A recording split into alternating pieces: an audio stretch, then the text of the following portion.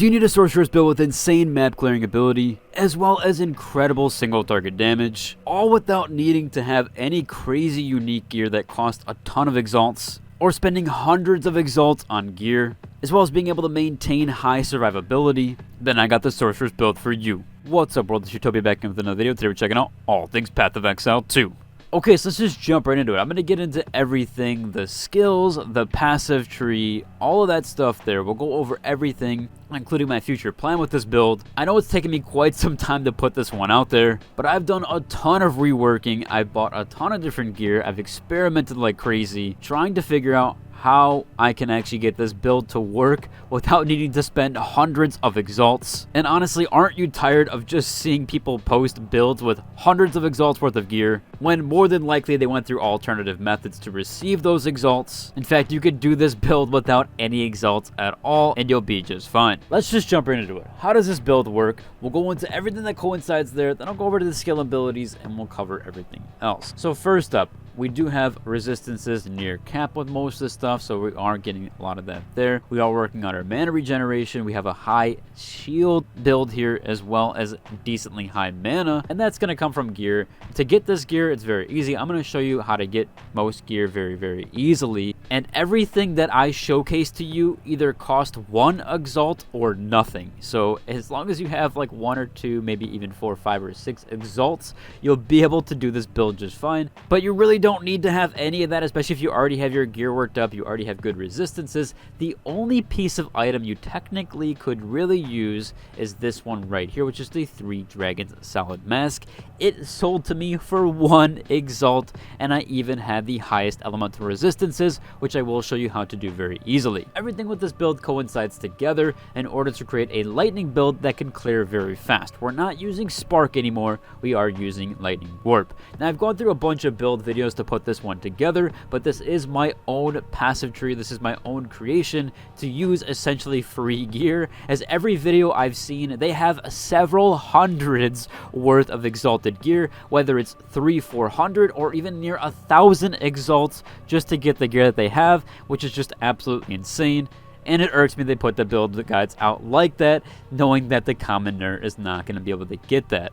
Okay, anyways, let's just jump onto the skills. We'll get into the passive tree and everything else. All right, let's just get onto the abilities off of my ranting there, going over some of the stuff there. So first off, none of this top stuff matters aside from Sigil of Power. It's going to be a nice little buff there that we're going to place down. As you see, I do have it on swap. If you don't know how to swap abilities here or to have it swapped here, when you click on a gem slot, you'll go and uncheck number 2 for which abilities you want to cast, so that way when we switch, it'll go back to our regular main ability there. Next up, we have Ball Lightning, and we're taking Unleash. Then we're going to go and take Scattered Shot, and we're going to take Arcane Tempo. We really want this to help out as fast cast speed. This is not your damage ability, this is just where you're warping to do AoE damage. Next up, we have Mana Remnants, although you would want to trade this out for, at least eventually you want to trade this out for Blink. If you have 220 Spirit, you can do so. The way you can get Spirit very easily is by getting it on your gear. So right now I have 48 on my chest piece, and then I have Amulet, I have around 59. So you kind of have to get Spirit some way, somehow through your gear. More than likely your chest and your Amulet will give you a little bit of Spirit. Next up here, we have Cast on Freeze. Yes, we are taking Cast on Freeze for this build, and that's why we take the 3-headed dragons, because lightning damage from hits contribute to freeze buildup, and the reason why is because Shock does not cause enough buildup here. Cast on Freeze does a lot more. In those slots, we are doing Lightning Conduit. That's going to be our big AoE damage. Then we're taking Inspiration as well as Impetus. Next up, we do take Spark. It's a smaller ability. You're not really going to utilize this a ton. I use this on smaller maps, or at least maps that are lower tier sometimes, because it does a lot of spark damage in between. You can also wrap this up on the boss and do some decent damage if you're running out of mana or running low. But overall, we're going to take Controlled Destruction and Acceleration. Next up is our massive damage ability here, which is Lightning Warp. And we're going to take Soul Drain, so we recover some mana there. We're also going to take Magnified Effect and Strip Away. Eventually I will break into the 4 abilities. I've had the worst luck on this one. In fact, I've spent like nearly 10 of these Vault Orbs trying to get this to a 4 statter, and at this point I might as well just buy a greater Jewel Orb, but I'm still working on it. Next up, we have Conductivity, and that is our debuff there when we do place that. But just to showcase Lightning Warp, that is where we essentially teleport to these balls. You'll also see that on their little headpiece, you can teleport to them, and that'll do a ton of AoE damage. Next up here, we're taking Conductivity. Activity, and then Heightened Curse, as well as our Focus Curse. This is just our curse ability to do good damage to bosses. We also have Lightning Conduit. This is what we're doing with Cast on Freeze. As you saw there, we had Lightning Conduit in there, but we also use this ability to do some single target damage.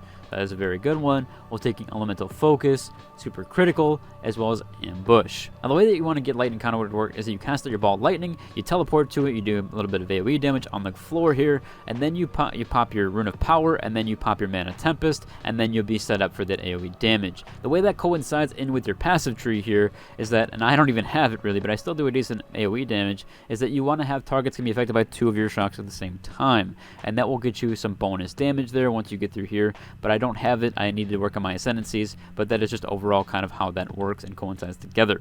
Next up here, we do take Mana Tempest. That's going to give us some extra damage here, but it will use up a lot of mana. And then we have Premeditation to increase that damage by 15%. Next up, we have Archmage. That is a nice buff here. We're taking Lightning Mastery. That's a +1 level of supported skills there. We're going to boost that up a little bit. And then we're also going to take the 30% increased mana regeneration rate. This is actually going to add, if you didn't know, you can have Archmage on. You see right now we have 195. If we take this off and we put this in our gear piece, we now only have 183. So that does actually add to it and does give us a 30% increase. Now, the reason why we want so much mana regeneration, if you look on our passive tree, we'll go over there very, very quickly. We're jumping over to our actual passive tree.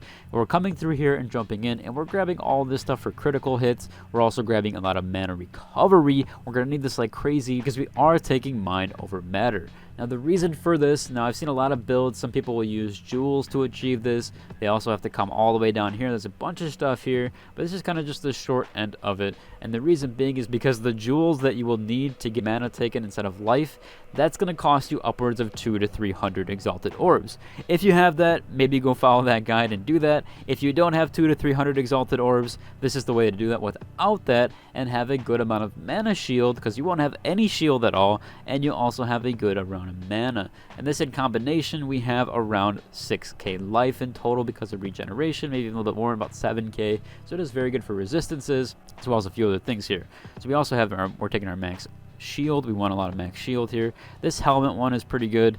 It doesn't really work well with the helmet that we have to use, unfortunately, but I would still take it because it's 70%. We're also taking a bunch of mana shield regeneration here, or at least the shield in total, and then we're also taking lightning damage. We're going up here, taking some intelligence, again, increased our shield. It's even more. We're also taking a ton of mana regeneration, and then we're also doing 3% increased spell damage per 100 mana. This is really good because the more that we build up our mana, the more we are actually generating damage. Now, if you did take Mind over Matter and you also took the Chaos damage or the Chaos Inoculation CI, you'd have to build up a ton more shield, around 5,000 or 6,000, which would then convert to your mana, and then you would have it convert back. But you're going to need an amulet, which costs around 40 exalts, so that's why we're not taking it right now, because it is a ton of investment there. Because you have to take Eldritch Battery, which you're converting into here, and then you're also taking this one, which converts back. There's a bunch of conversions here, so we're converting into everything. It's like 3 different conversions plus an amulet.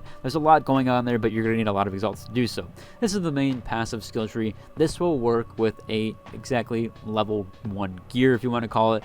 Gear that's not going to cost you much. Speaking of that, let's go over the gear very quickly and how that coincides to everything. So we have the 3-headed dragons. As I said, you're going to need this one or 3 dragons, as it does do a lot for your cast on freeze. You don't necessarily need it. If you want more shield, you can do that. In fact, one of my other helmets gives me 1400 more shield. So it does have a give and take there, but this does do really well with Lightning Warp and clearing maps.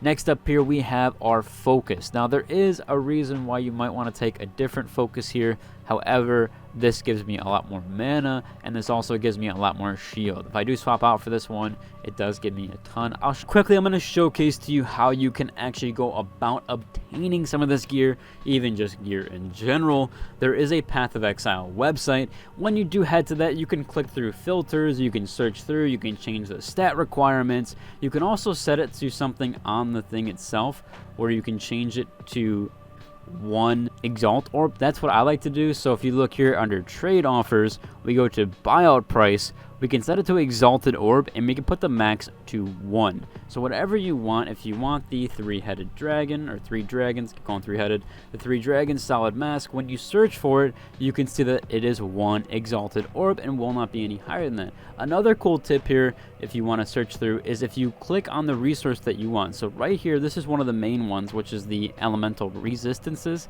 If you want the highest count of that, if you click on that, you can see that someone listed 3 minutes ago for 20%. It's even higher than mine currently. These are really hard to obtain. These are really hard to get, at least for me. So I'll even try to whisper this guy. All you gotta do is click that, and that'll whisper them in game. That'll send them a little whisper icon, so it's very cool there. But yeah, you can search by this. There's tons of different filters here. You can add stat filters, so if you want your max mana, max life, whatever have you, you can enter that there. You can also change the requirements here, so when you're looking for a chest piece, if you need something that doesn't have any strength or any dex on it, you can put 0 for those and then research, and you'll find that, as you see, we don't have that option here with the 3 dragons, but when we go back, we can just click on resistances and set it to the top and then try to get one. Now, these are being sought after like crazy. Even before I make this video, are going to be very hard to get, at least at the 20% resistances. I've struggled. If you can, I hope you can, but there is some stuff there with that. Even this one's really nice. This one has 22% mana regeneration rate on it.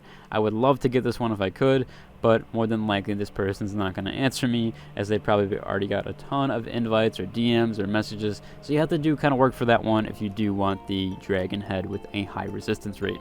Overall, it should about cover for today's video. If you enjoyed it, like, subscribe, and until the next one. Deuces.